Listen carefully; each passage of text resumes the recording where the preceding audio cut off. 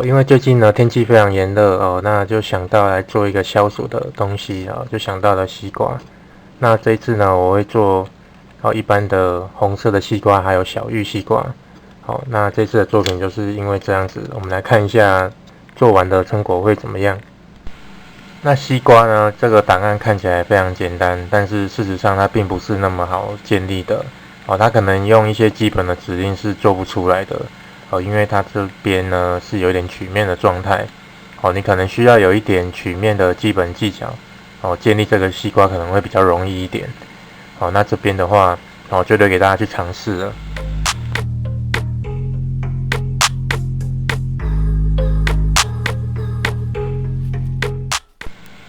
好，那摆放列印的方式呢，我可能不会用大家比较会想到的方式来摆放它我会用一点倾斜的方式来去做列印的动作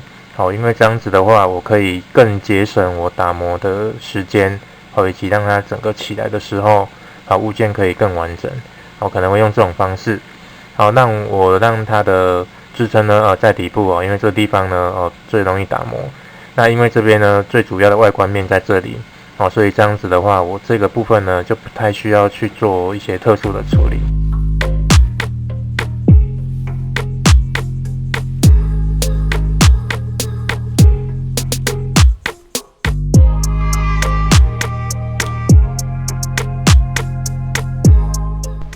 好，接下来要拆除支撑看起来大部分是不会太难拆的，只有在比较底部的这个部分呢可能会比较不好拆而已。好，那我们就直接来试了。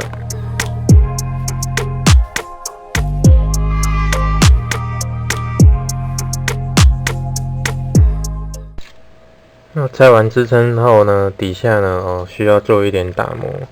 那表面的部分呢因为西瓜本身就有纹路了所以这边我可能不会再做打磨的动作只有在底部这边呢把它稍微给它修一下。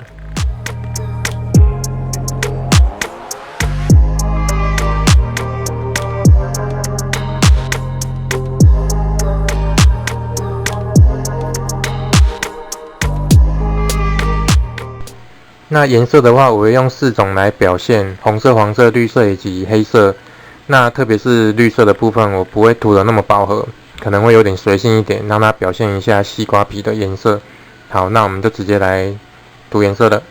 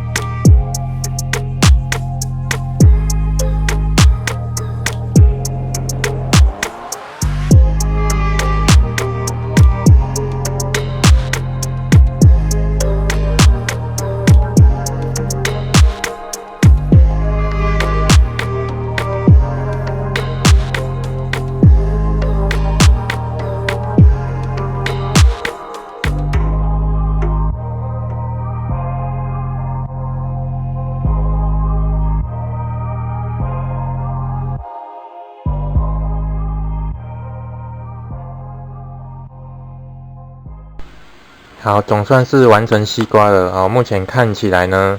我觉得西瓜皮是看起来是最成功的那这边呢，